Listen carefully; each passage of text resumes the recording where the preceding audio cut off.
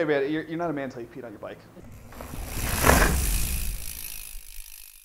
My name's Derek Goltz. I'm the marketing manager for Finish Line.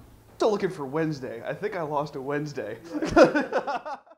We started with our dry lube 26 years ago when we were the first ones on the market with it. So it was something completely new for the bike industry.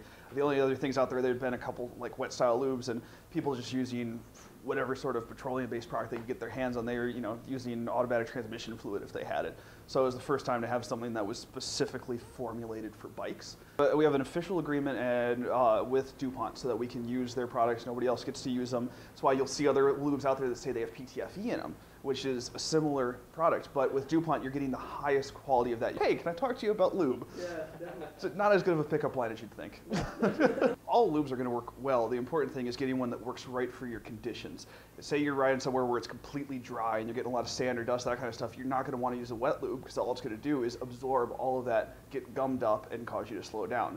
So the important thing is to take a look at exactly where you're riding, what type of riding you're planning on doing, and find a lube that works really well for that. Any metal surface is going to have imperfections, little divots, little craters all over the place. I mean, it's, for lack of a better phrase, it looks like the surface of the moon. Ceramic particles are actually nano-sized particles, so they're extremely, extremely tiny. But what they do is they fill in all those imperfections. So it creates an incredibly slick and smooth surface. And then it means less lube flow at the chain, so you're getting more miles, something that's quieter. That's where you're truly getting the benefits from those lubes.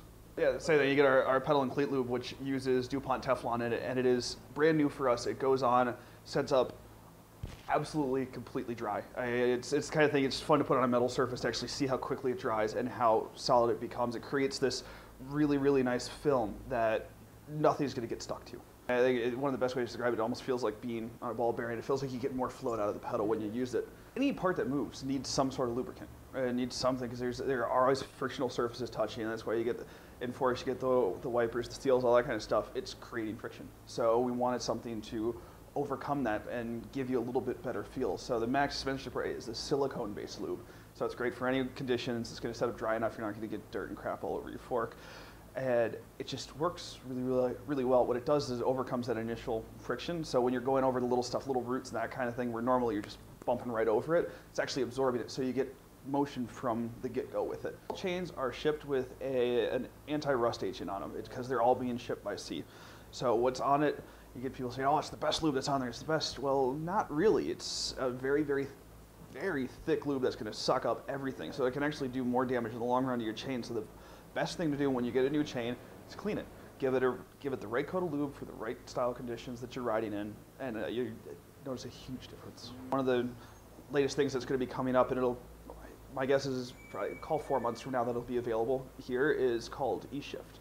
And it is a degreaser that is designed and formulated specifically to work with electronic drivetrains. Because with those, you're spending the money. You have an $800 rear derailleur.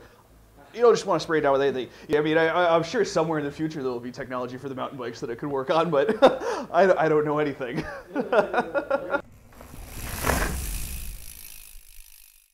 My saddlebag is more manly than his Porsche.